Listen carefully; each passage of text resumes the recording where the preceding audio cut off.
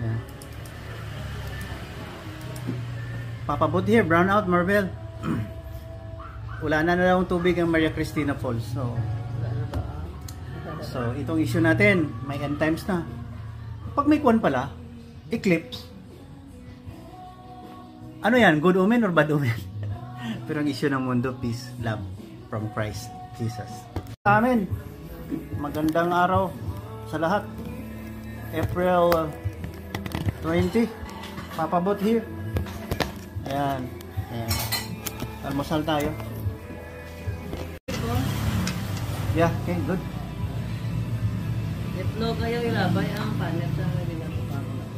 Kamu na lang labay sa basura para wala na kayo problema.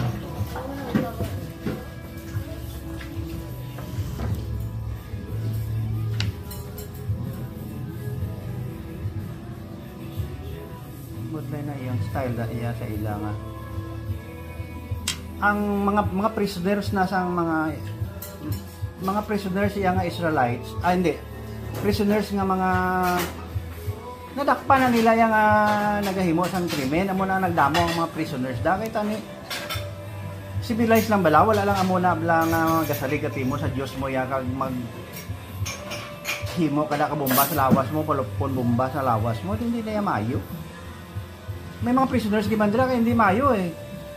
O karon atakihon mo ang Israel, patyon mo mga 1,000, kundi sakit man na iya, isan din niya. Ano mo ito ginumpisahan, tapos salig lang yapon ka mo sa Diyos nyo. Kaya ginasanksyon gidaw, ano na tawag na, ginaapinan gika mo sang, sino na mga ila Diyos na. Itong ilimnon bla ni kwanto, alak, bar oh. Itong ilimnon bla ito nga kwan, na bulong niya kuno sa tiyan niya, no to? Itong sino to? Bar. Bar? Alak ko bar.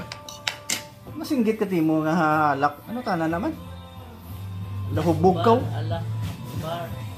Ambot na ang ilan na. Hindi na mo ya. Alam mali na ya. Kung inkopyahan nyo malang Bible kag mga propeta ya, hindi lang kamot ani mag-surang-surang. Mali ginaya. Kaon na. Mali ginaya. Hindi na ya sang sakto ya. Oh. Wala man ta purpose sa kalibutan tani nga peaceful lang tanan pero isintrahan gani sang Dios nyo nga daw. Pero may ara sang isyo gidaya nami ma.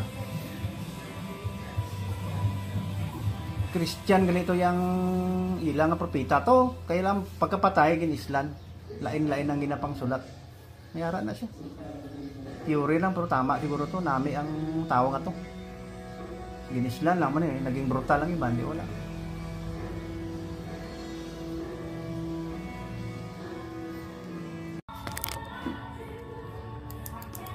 April 20, 2024.